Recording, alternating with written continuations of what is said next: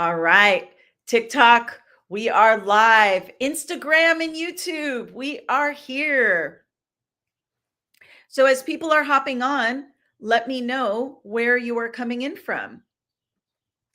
Let's take a look. Where are people?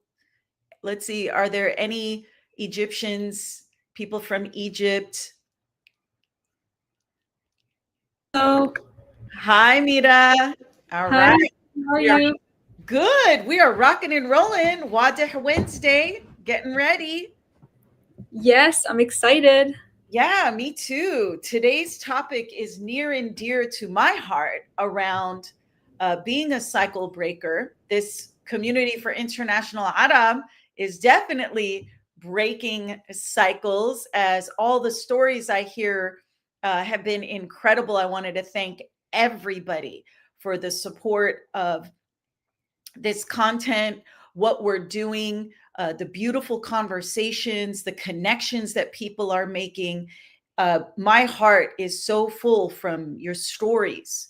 There's so many stories of healing that I definitely really appreciate. We try and read every single one of them. We try and respond to each and every one of you as the platform gets larger, and it has gotten larger. Instagram, what's happening, Instagram? You guys, in 1 month, what were the stats? I don't look at the stats, to be honest with you. I just do what I do, right? Mira, Schuster Yeah, has stats on Instagram. Thank you, Instagram. Really appreciate it.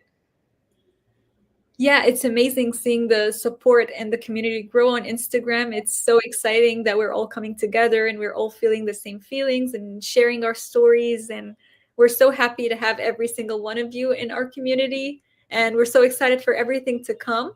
I have some Yalla news. Would you like me to let them know about them? Yes. All right. Mira. Mira, for those of you that are new to the platform, Mira is my amazing right hand person. She's my assistant. You probably will get messages from her if you DM. And she does everything behind the scenes. She's what makes Community for International Arab. She's the heartbeat for Community for International Arab. So thank you, Mira. Yeah, Yalla News. We've got some things you guys need to be aware Yeah, of if you're new to the platform. thank you for the beautiful introduction. I'm so honored to be here. So let me let you know about the Yalla news. So first thing we always say, this is Tiffany's words. She always says, "What doesn't apply, let it fly," because we want this space to be safe and supportive. So we delete any comments that don't serve this community. Mhm. The second thing is our website is currently being updated. So if you're interested in one-on-one sessions, please send us a DM and I'll guide you from there with all the steps.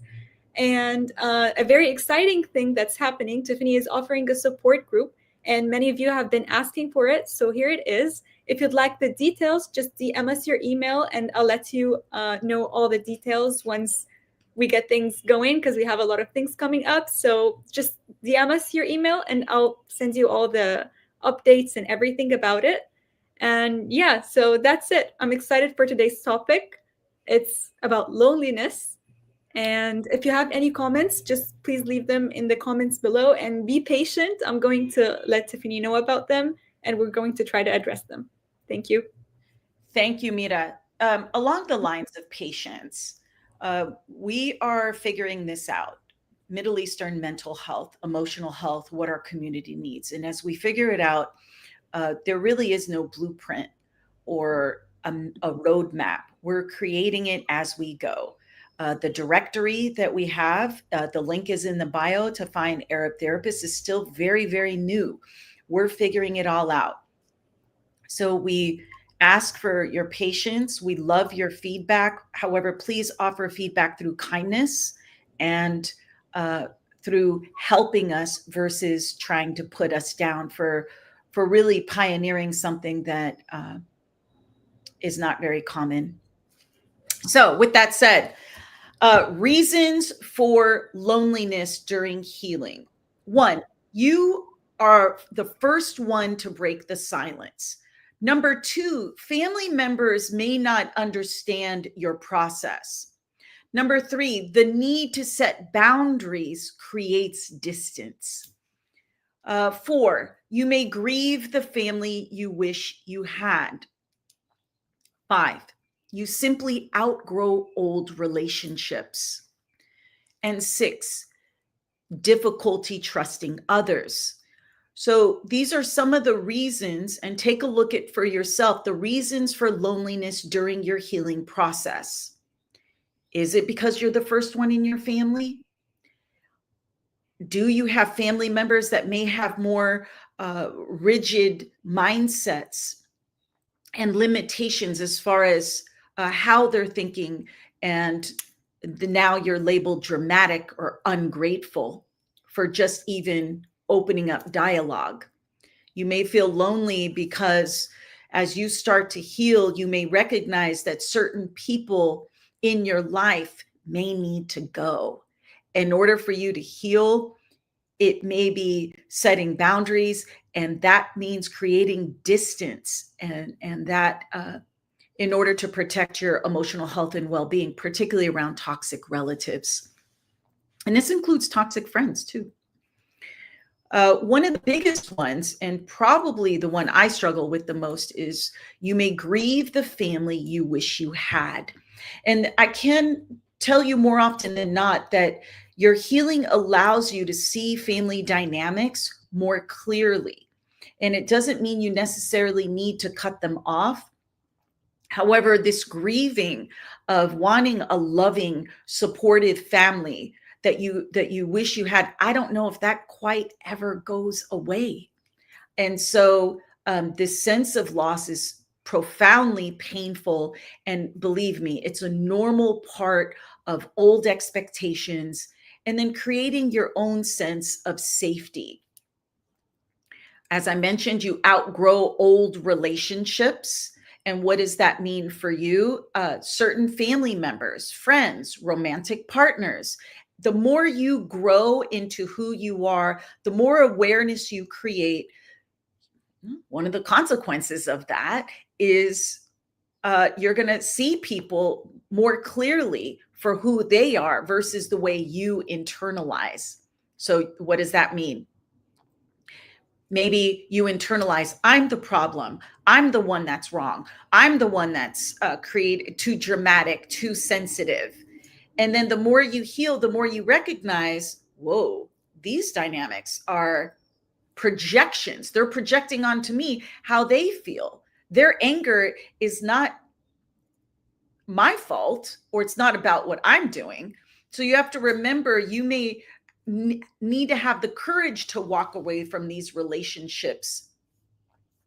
And that could be very lonely and a very necessary step for you to create more community with more like-minded people who are going to uplift you and support you. And then the other thing, which is I think is at the core of a lot of how we move as out, and I was talking to someone yesterday, rightfully so, right? This difficulty to trust others.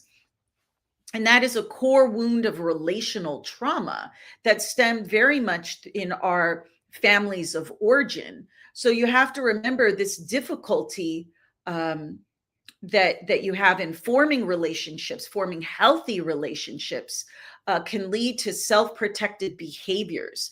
And what does that mean? You may avoid intimacy or push people away that are healthy and loving, that see you. You may want to run for the hills because you're not used to that.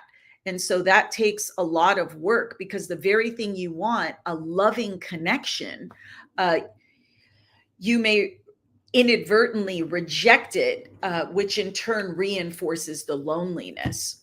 So let's talk about. Can I stop you for a second before we start talking about everything? Because we have beautiful community members joining Instagram and TikTok, and can we just let them know we see them? They're sending you love. We have okay, let me take a look here.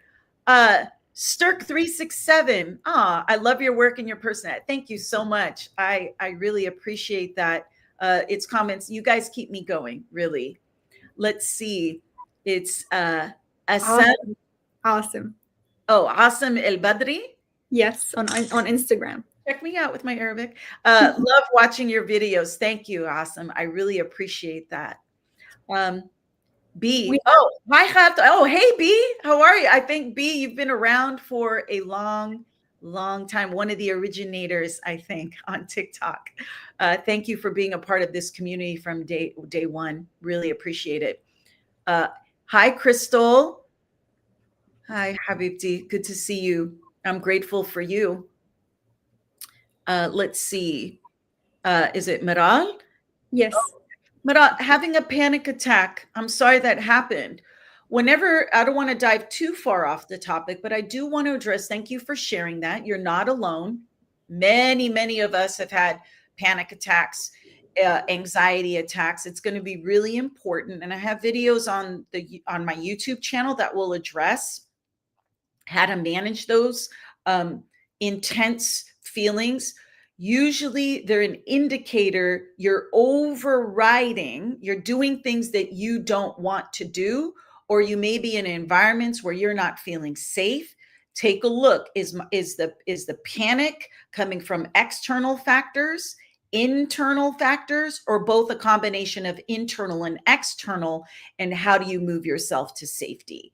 And I'm sorry that happened, but what I love about, well, I don't love anxiety or panic, but what I love about working with people that have anxiety is with proper tools, getting more tools and practical interventions, you can decrease anxiety and panic.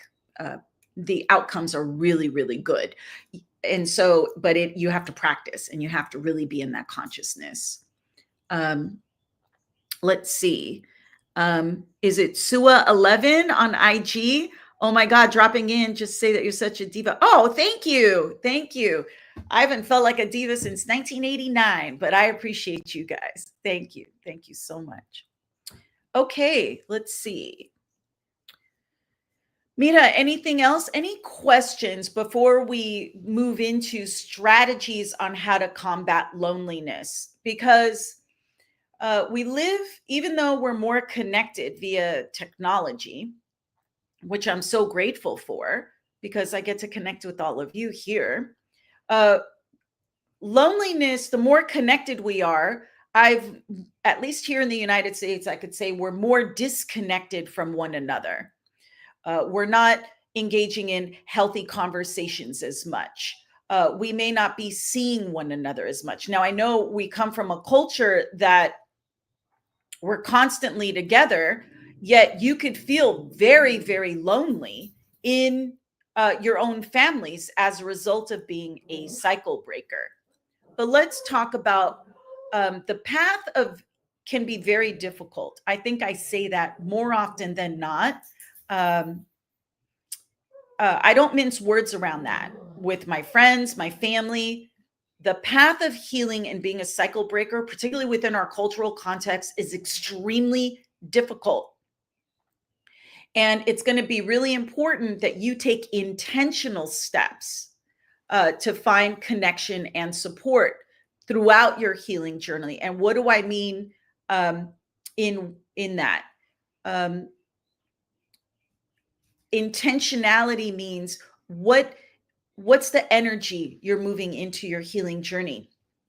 When I was growing up, I wanted to prove my father wrong. I wanted to prove the Arab community wrong, that a woman, you're talking in the 70s and 80s, not halkiyat, right?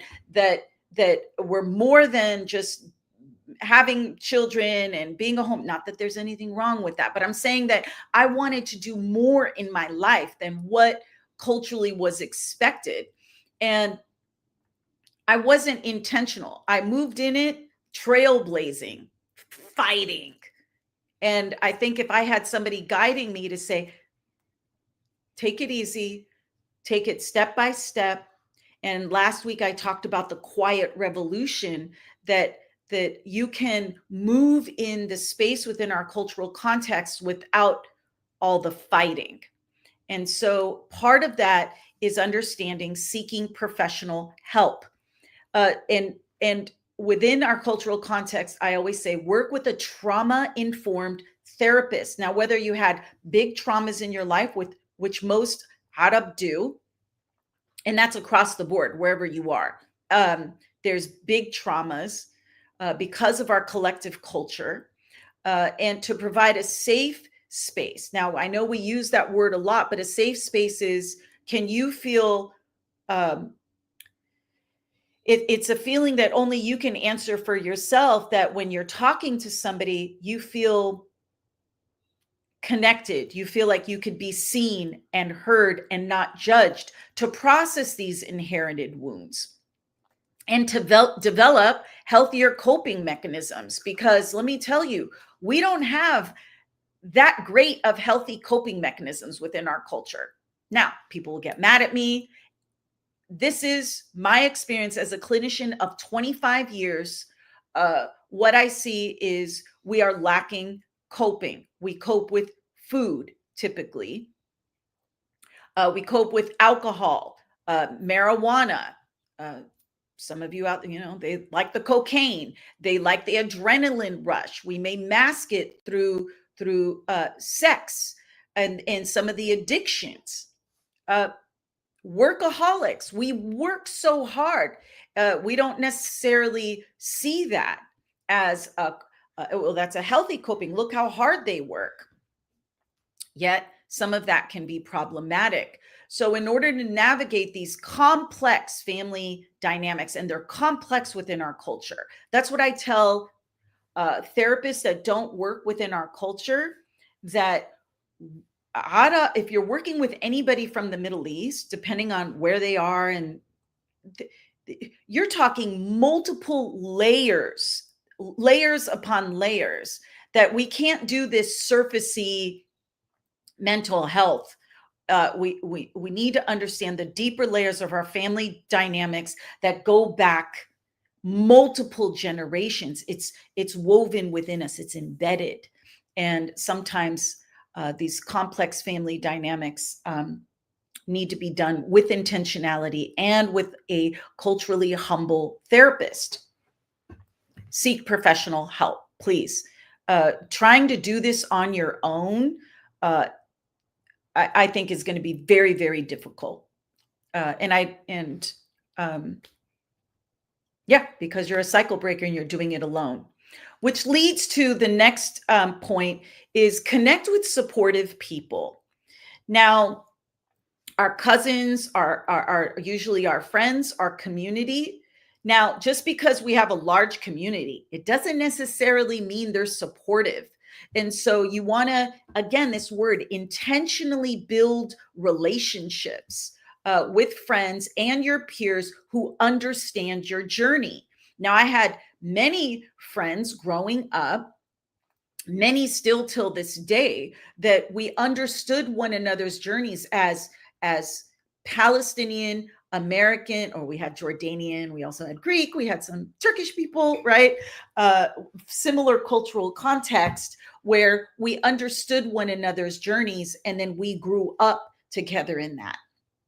Now, there was some Palestinian Americans in my community growing up. They did not understand one iota, one idea of how I moved in the world. And in fact, they went out of their way to try and harm and bring myself and my friends down through gossip, malicious gossip, trying to ensure to keep us small from breaking out of some of these cultural expectations and norms, even though they were doing all this stuff behind closed doors. So be really careful on who you surround yourself with.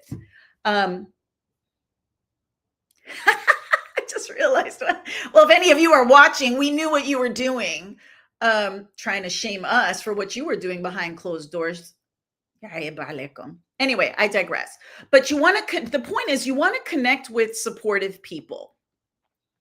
And sharing your experiences with others, also breaking cycles can be incredibly validating. And that's, you want to be able to surround yourself with people that are going to uplift you and validate you. And hopefully this community provides that for you as well. Something we are going to be launching in a couple of months is join a support group. Now, I do have a support group that I'm going to be starting up. The last one was amazing. If any of you guys are watching, you guys, I still think about you. You guys were amazing. I still hold all of that in my heart. So cool when we can come together as a community and talk about all these things. There's nothing more powerful than the collective culture coming together and healing. Support groups, because what it does is it offers a sense of connection and belonging by introducing you to people with similar experiences. And I see a lot of you doing that in the comments, supporting one another, understanding one another, giving to one another. And so, give me 1 second. And so that's really important. These can be formal groups, therapy groups, or community groups focused on healing. Now, the other piece is we talk about self-care practices. Now, self-care, especially here in the US, gets thrown around a lot. It's totally overused. It's, for me as a clinician, lost its meaning, to be honest with you. Now, self-care is not necessarily, self-care practices is about combating the exhausting emotional and physical toll. So what does that mean? It could be giving yourself permission to rest. I think somebody mentioned, was it Maral earlier? You talked about panic attacks. Well, what's happening is your self-care practices may be limited. And so what does that mean? You're overriding the exhaustion or the emotion, the ruminating thoughts. You're letting them go more than what your body can handle. And then now you add chronic doom scrolling on social media, distracting from nature, disconnecting from people, and you wonder why you're exhausted and you're physically just completely drained. And to be very, very aware of that. Now, prioritizing your self-care activities within an Arab household can be quite tricky and challenging because of the demands of our family and the constant need to serve their needs first before our own, which is fine. I love taking care of the elders and doing what I can for my family or my friends. However, you have to be mindful to put yourself first, and then you have more space to do things for others. And your self-care practices could be creative outlets. It could be journaling, exercise, even meal prep or food, because we come from a culture where there's a lot of food, and you may want to have more nutrition, and you may want to do your own food prep. And that's important to you because when you're at auntie's house and they have all the delicious things, you're going to probably sabotage what your own goals are around that. Self-care would be, I'm going to take care of my food needs first and what I need to do for myself. And that's really healthy. Self-care practices can also include your mindset. Do I want to stay in a victim mindset, or do I want to move forward in healthier things in which we tell ourselves? Okay. Mira, how are we doing on time? We're good. We don't really have questions related to the topic now, so I think we can keep going. Okay, perfect. So the other piece that I talk a lot about on this platform is practicing self-compassion. We are so hard on ourselves for any little thing. And it's really about forgiving yourself for not always getting it right. As you're healing and as you're building and as you're learning. Now, some of you may say, well, Tiffany, I'm 28 years old and I should know this already. I hear this a lot from members of our community. And I said, well, let's not look at age, because many of us, our development was stunted very early. So when you talk about decision making, right? You may not have been able to fully make your own decisions until you were an adult, yet you learn all that as an adolescent, and that may have been stunted. And so you want to forgive yourself for making mistakes and not getting it right. Healing is not a linear process. I tell people some days you're going to go back, but it's how quickly you get back up. It's not this, here's step one, step two, on Instagram or the social media, there's step one, step two, and they think, oh, miraculously, you're going to be healed.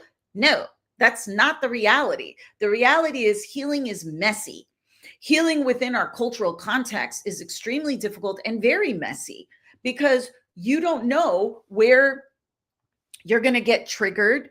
You may have suppressed so much of your emotions that when emotions come up, you're going to be confused by them. You may not understand them. And that's okay. That's okay. You're learning. And so you deserve the same kindness and grace that you would give to anyone in your life. Give that to yourself, especially when you're on this healing journey, especially when you're a cycle breaker.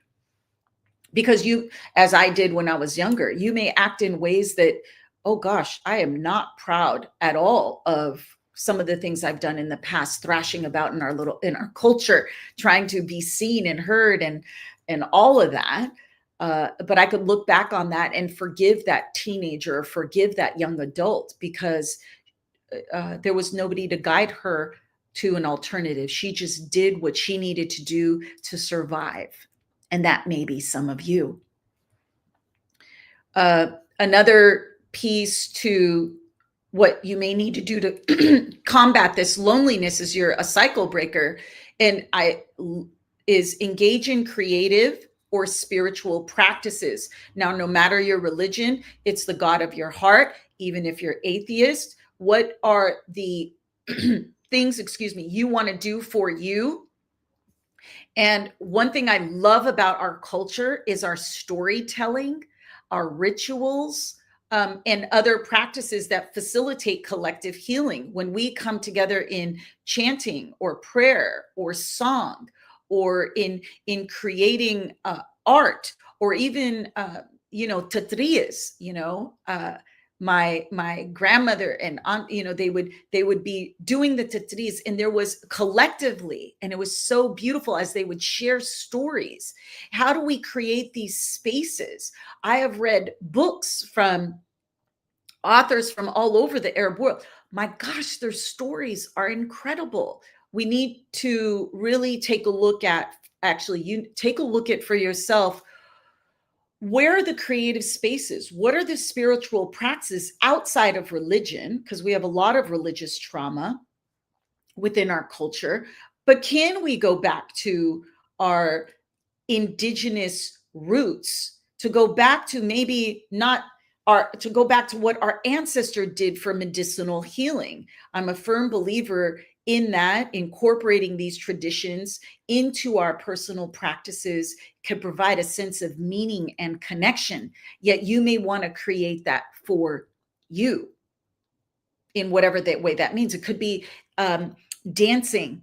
It could be listening to music, playing an instrument. I know I have a cousin, he's a well-known oud maker, and watching as he makes the oud, and the music that he plays is all about that healing space. My cousin Pam, Toda Studios, she creates her pottery using tatria's patterns, which has been all a part of her healing journey, and it's been incredible to watch.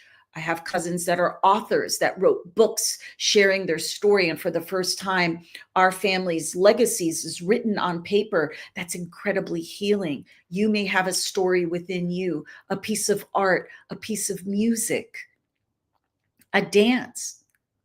And so it's not just about the mental health practices. It's about how can we come together? How can we go back to, what is the right word, Mira? Asalna? Is that right?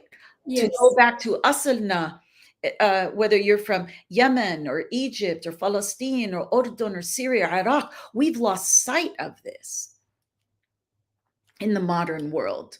And it's how do we blend these things together? All right. So let's go to comments before we move into the cultural layers of loneliness. So what I reviewed was strategies to combat loneliness. Let me just go over it real quick. Seek professional help. We have a directory, so for culturally informed therapists. Number 2, connect with supportive people, as you all are doing here, but find that community outside. Number 3, join a support group. Number 4, use self-care practices, practice self-compassion, and engage in creative or spiritual practices.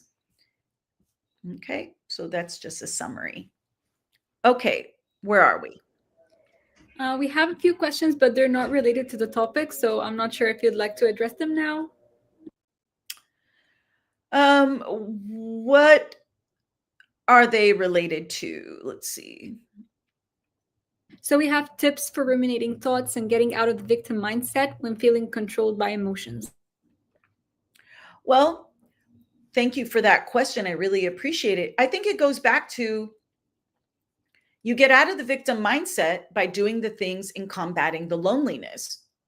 You seek professional help. You connect with supportive people.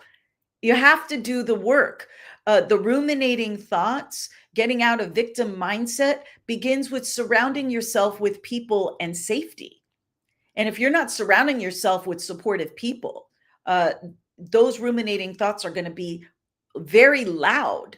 And so, how do you create the life that you want within our cultural context? And it may be the victim mindset, because how many times do I hear, Tiffany, I'm powerless. I can't do that. I can't escape this family. For many of you, I've heard stories. I know resources can be challenging. It's not lost on me. Don't allow my privilege here in the United States to miss. I hear your stories, and it's heartbreaking. And I hope one day that the platform will get large enough to be able to provide resources for people to get out of some very terrible family circumstances. But with that said, to answer your question, the ruminating thoughts are leading you to where you need to heal. And what can you control and what you can't control? And many times within these Arab families, we're trying to control the uncontrollable. So the only thing that you can control is your own state of being, your own perception, your own focusing on your own goals. And that takes a lot of work. And try not to do that alone. Please don't do that alone. You need to surround yourself even with 1 or 2 people that are going to uplift you during those times that you can't make it, or you feel like you can't make it. We have Lena on Instagram. She said, I wanted to write a book about my story, but it came to the ears of my parents and they told me I'll bring shame to them. Oh, Habibti Lena, I'm doing Community for International Arab. Talk about bringing shame outwardly to the family. I get that. And write the story anyway. It's your story. Now, there's ways in which you can write the story, and to write the story without outing people. I mean, writers are very clever in that. However, if you have a story and if that story is going to heal you, then write the story, because your story may mean something to somebody else. The other thing is, I had that video, right? Mira, what was that video? Is don't talk to your Arabi parents about, unless they're healthy, whole, and integrative and supportive, don't talk to them about your creative pursuits. They tend to say no versus yes. The victim mentality, they fear-based, khaifin. I feel bad for them. I know when I started this, I'm like, I'm going to do mental health for Arab, you know, شو انت مجنونه ليش انت بتسوي هيك, you know, and so you feel the fear and you do it anyway. Everybody survived. Everybody's all right. Lena, your family will be okay. They're going to dissuade you because of their own fear, not because of your truth. Lena said, okay, I will. Thank you so much. Send it to me when you're done. I'd love to read it. I think Sam Sam is trying to say that sometimes the fake people are the reason why, like, he's obligated to live alone. I think that's what he's trying to say. Um, well, what I'm hoping is that we come from a culture where we have so many masks. Oh, we never let people see us sweat. No one will ever know if you're suffering or not, and that I think is it could be a strength. However, once you start to remove the masks, your own masks, you're going to start to see the masks in others. And yes, there are plenty. We smile. Oh, thank you, Auntie. Ahlan, bint khali. And, inside you're like dying, you're like, oh. So we play these games in our culture. Part of that's what happens when we come from a collective culture. And I'm letting you know, as long as you have awareness of your own masks and how you're moving in this world, that's really more important than the fake people. Focus on your own fakeness in how you're moving and how do you move towards more of an authentic life.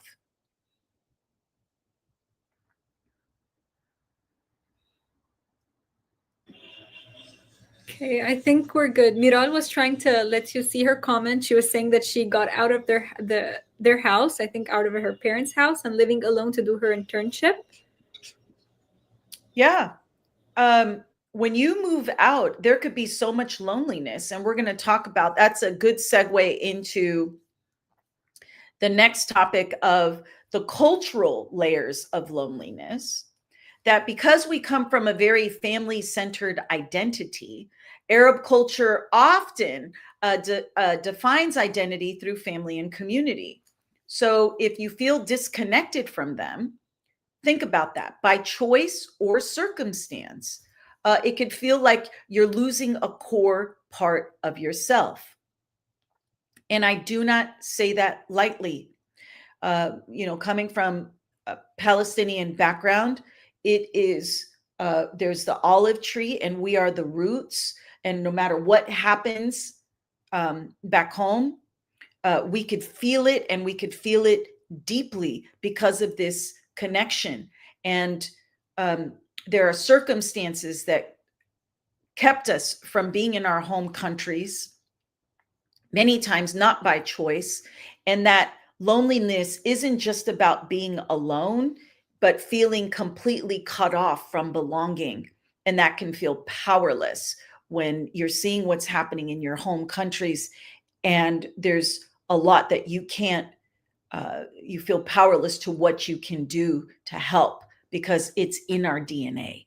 So remember that even if you leave your family by choice, because of our intense sense of belonging, which is our strength, you could feel like you're losing a limb. And I don't say that lightly. Silence and shame. We talk a lot about that on our platform around struggles like mental health, conflict, boundaries are often kept private. So families are suffering alone. They may have a family member that struggles with severe mental health issues, and it's kept private. And this creates a loneliness amongst the family, or they feel like they can't get the support that they need. And what's important is that people may feel like because I can't share openly, they can't get the support that they may need because of this fear of judgment. And so that's going to be really, really tough. So we need to break the silence. We need to let go of the shame and acknowledge between ourselves that, yes, we're struggling and it's okay. That's part of our human experience. And where do we go to get that help? And can we have permission to get that help? So when you're a cycle breaker, please know that that this silence and shame in you bringing things up is going to cause a lot of difficulties in the family. Like Lena mentioned with her book, families are really going to push up against that because of that. We talk about migration and the diaspora. So many Arab living outside the Middle East and North Africa experience double the loneliness, separated from family back home. And many of us love our families. We're connected to our families, and now we're not fully belonging in the new culture. I don't know how many. Netherlands, I think, comes up. There's a large Middle Eastern community for Netherlands, and I can't find any therapists that have cultural humility to be able to help support this community. And so their sense of belonging in trying to assimilate into a new culture can be very, very difficult. So one of the things to remember is the longing for home becomes tied to people, food, language, and community gatherings. And so when you're living in the diaspora, where do you find that? And sometimes you're in environments where it's very, very limited. And how can you create that home for you? What are some things you can do? The other big cultural thing, and this is what I'm seeing now, is the generational gaps. So for all the younger Arab out there watching, I'm letting you know that you may value individuality, therapy, or breaking cycles, while the elders may prioritize tradition, honor, and collective identity.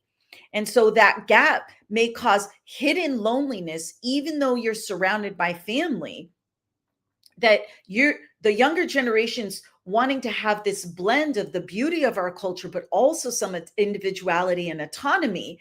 And your family is keeping stuck. They want to stay in these old systems that are not working in our world anymore. I think it's getting better. But for the younger generation, that loneliness you feel, my hope is this community will really support you in knowing, keep on your path. Do not be afraid to move forward, because you are helping to evolve our culture, not keep us in this revolving door of generational trauma. So how are we doing on time, Mira? I think we can keep going. We don't have questions related to the topic. We have other questions, so let's keep going. I think it's exciting. I want to hear it more. Okay, Tayyib Habibti, thank you. So one of the things in coping with the loneliness within our cultural context is also, can we reframe belonging? Belonging doesn't necessarily mean go with the status quo. Just keep doing the same thing over and over and over again. It's you can honor culture while creating new forms of connection. And that's what we're trying to do here in Community for International Arab, is can we recreate what this belonging means to us? And it doesn't necessarily mean fitting old molds. We're creating a new mold, all of us together. We're creating this space where people can find meaning, who share our same values and our same cultural roots. We're just redefining it. And there's nothing wrong with that. One of the beautiful things about our culture is cultural anchors. And I use this a lot because I moved to Los Angeles. I'm still pretty close to my family, but I moved away. So I miss my mom's cooking. I miss her food. And so connecting that loneliness with food is a big one. Thankfully, I'm in Los Angeles. There's a lot of great Middle Eastern restaurants, so I can get that home cooking. Music, my daughter and I will listen to Arabi music. We'll stay connected to that. Reading poetry. I love Khalil Gibran, and anytime my father used to read Khalil Gibran. So in reading that, it brings me closer to home. Also, even though I speak broken Arabic, speaking Arabi or listening to Arabi, even listening to the prayers, no matter the religion, can give a sense of comfort and continuity in bringing us home. And even if the relationships are strained, there's ways that we can connect to our cultural anchors, because that's the essence of who we are. And again, how do we not lose sight of that? Because there is so much beauty in our culture that we can stay connected.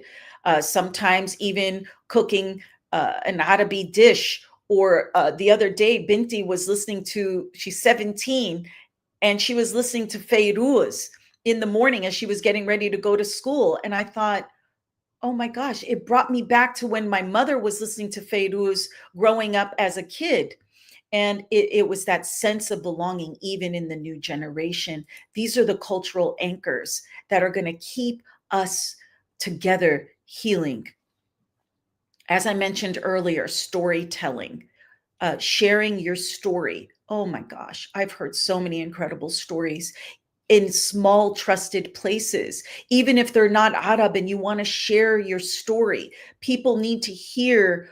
We need to break the silence around everything that we're going through. My gosh, as a culture, how much war, how much pain, how much suffering. And yet we have to keep saktin and we have to stay quiet. We can't even have our mental health. We can't even have our emotional struggles. La. Break the silence. People, this stoic that we have in our culture is a beautiful thing. Yet I also wonder, is it that the world dehumanizes us as Arab because we're so stoic and we're so resilient and we're so strong that they have no idea how broken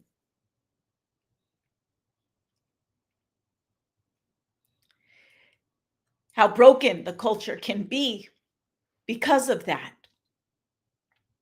And so how many Arab in the community, they feel isolated because we're all going through these struggles silently. And so I don't want us to be silent anymore. People need to see our pain. They need to see what we go through, but we can't have others see it unless we can see it for ourselves first. And the last one is faith and spirituality, which is the fabric of where all of that was born, was where we come from. And for many Arab, the prayer is one piece of it, but it's not all of it. It doesn't solve everything. It can help, it can connect us, it could soften our loneliness by fostering connection to God or to your ancestors or to your higher self, whatever you believe. It doesn't matter to me. But how do you bring back to connecting with you? And the more you can connect with you, the God of your heart, the less lonely you will feel. But again, we're so disconnected because we're focusing on all these things, material, the things that don't matter. Okay. All right. We're almost done here. So as I summarize this, and I'll get back to all of your questions, is loneliness in the Arab community often isn't a personal failing. Please remember that. You feeling what you're feeling is not a personal failing. It is a symptom of living between worlds, tradition and change, homeland and diaspora, family and individuality. And naming it out loud, what we're doing in here is an act of healing. And how can we come together to blend the two so that we're not feeling so alone? And how do we look at the systems that are creating the loneliness versus internalizing it as some weakness within you? It's not a weakness. Look at what's happening. But we have to take responsibility for ourselves. No one is going to save us. We have to save ourselves. Mabad, collectively. Not with our division, not with our hating, not with these arbitrary arguments over politics and this and that, and nobody has a clue. And so this is where we break these generational cycles by first acknowledging, what can I do within me? How am I moving in the world? And can I help someone feel at home versus create more loneliness with judgment and hatred and lack of kindness?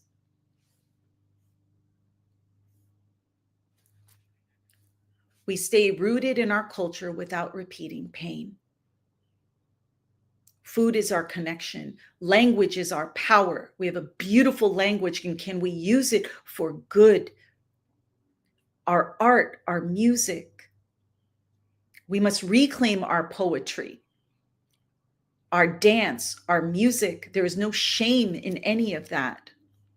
It is expressions of resilience. And we can't be khaifin on shu nas biyihku because you want to write a book, or because you want to create art, and because you don't want to go to do some career that they want you to do. It's okay to use our language to say ana ta'bana or ana ta'ban, that I'm tired, because even in that vulnerability, I'm letting you guys know, give yourself permission to say ihna ta'banin. We are tired of the suffering. We are tired of it. And again, how can we reclaim our power to say, how do we move that fatigue into abundance? How do we reclaim that for ourselves? And you do that brick by brick, just like we built this community, brick by brick. And it's going to take time, and you're going to make mistakes, and you're going to get a lot of pushback, because anytime there's going to be great change, there's going to be a lot of pushback. And that's okay. You keep moving forward, and we're going to remind you to keep moving forward.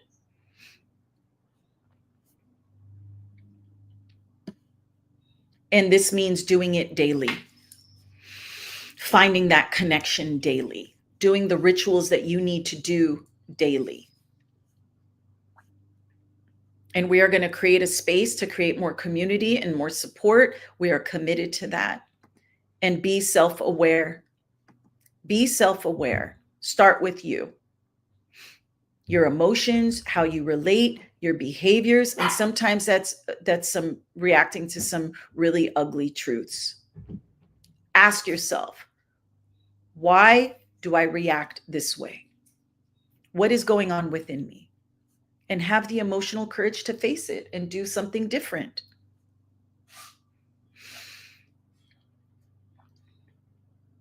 This community is to hold the hope and vision for a healthier, freer future, one where love feels safe, communication is open, and emotions are honored.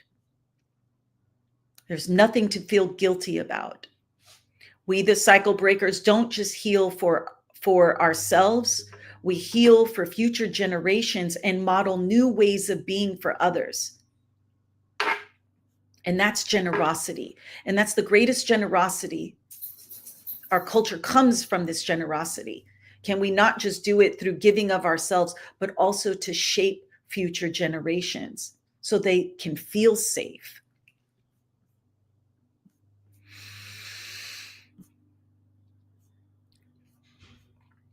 All right. That's all I have on loneliness. Wow, thank you so much for everything you just shared with us. لا شوف هاي شو صوت هاي ولد روحي. I just finished the live. This is my dog Mila. I know how Arab feel about dogs, but hey, huh? Okay.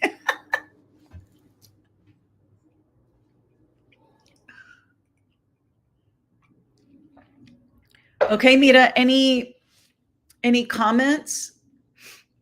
Yeah, we have, first of all, we have Benabri, I think, on Instagram saying thank you for talking about it. Thank you for being on the live. Yeah, thank you so much. We have Lena. She said on Instagram, she said, we would like to express our pain, but unfortunately, because of the positive thinking trend, people tell us they don't want to listen to our pain. How can I vehicle this other than criveted? I'm not sure if she wrote it correctly. Here's the comment if you'd like to see it again. Yeah, let me see, Habibti. Oh, because of the positive thinking trend, people tell us they don't want to listen to our pain. Or how can I, Well, you have to listen to your own pain. I'm not a big, I don't believe in positive psychology. I mean, I think it has its place. At a minimum, can we be neutral? Okay. Can you be present to your own pain? And where can you find the spaces to have someone listen to you and bear witness to your pain? That's where I talked about seeking therapy can be very helpful in that. We have Leo. He asked a question not related to the topic. Would you like me to read the comment? Yeah, go ahead. We're done. I'm done with the topic, so we can free for all, everybody. Okay. Okay, so Leo said, what are your thoughts on Arab parents and their gay kids relationship, even though they're fine with it, but it's just aib and haram in front of other Arab? That's what we're trying to do with cycle breaking, is that there is no aib, there is no haram, there is no shame. There is no conversion therapy or some of the things I hear. I don't believe in any of that. It's about, can your parents, and I want to thank all the parents that accept their children for who they are and who they love and those parents are the cycle breakers, because they're getting a lot of pushback from family members. Oh, whatever they're hacky. I don't even want to dignify it. And the only thing I can say is it's going to take multiple generations for us to get to where we need to go. But there's nothing ayab about it.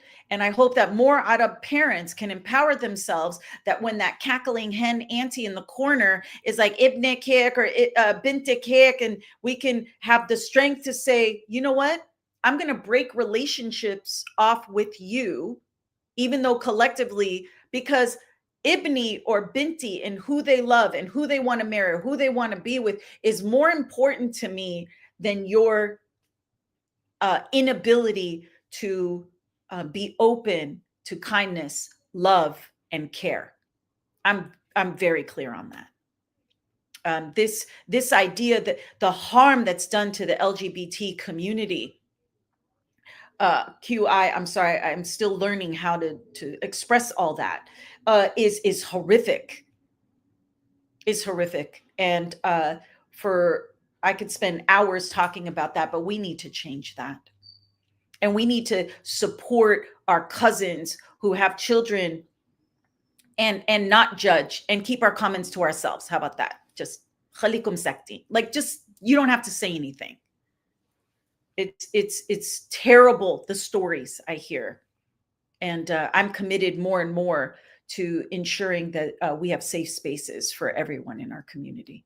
Sorry, I didn't mean to go off on that, but the stories are too much sometimes. And I'm totally going to use my privilege, my voice, my imilsanness to speak on that, whether people like it or not. Did you like that? Arab English? I love it. Ihab is saying on TikTok, he's saying, no one's tired tonight. It's a healthy night. I love that. I love that. And my day is just getting started. I love it. I love it. I love this community. Oh yeah, it's getting started for you, but I think for him it's nighttime too. I know. That's awesome.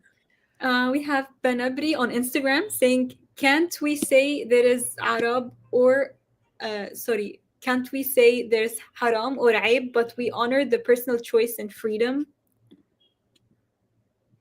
and don't interfere in others' lives? That's a good one too. I'm not sure what she meant. I just read the comment because she commented like a lot of comments. I thought I would let you know. Well, I have a whole video that talks about we're looking at the wrong haram. Yeah. Like, we're looking at the wrong thing. You're going to harm your child for loving who they want to love. Like, that's your child. A child in your religion came from God, and now you, right? And now you're going to harm them. What? Like, that makes no sense to me. It never made sense to me. So no, I don't think both can be, you're saying, it's haram for somebody to live how they live and honor their personal choice and freedom. That's a contradiction. If I understood that correctly. I don't even know if I understood that correctly. I think so. I think you did. We have Nadine on TikTok. I just want to thank her because she just told someone that there's no political talk here. I deleted the comment. Thank you so much. And Aziza is also Oh, I on love TikTok. our community. Thanks for monitoring the comments, you guys. We appreciate it. Yeah, thank you so much. We can't even talk. Can I just digress for a second? Yeah. We can't even talk, have healthy discussions around, a restaurant, right? More or less politics and religion. You know what I mean? So it's like, that's why I don't do it, because we can't even have decent conversations around this casa of ahwe without somebody arguing the color of the blue, you know? Yeah. And for everyone that's asking, where is the live going to be, or is it recorded? Yes, it's recorded and it's going to be on YouTube in Wadih Wednesday. You can find the link in bio. So always check the YouTube channel. We have all the full lives there. Yes, you guys will find all the lives there. I'm here to support this community in any way that's meaningful. We're going to start to wrap up. Remember, our tagline here is Nawar Titnawar, that the light in me sees the light in you. In turn, when you see the light within yourself, you'll be able to see the light in other people.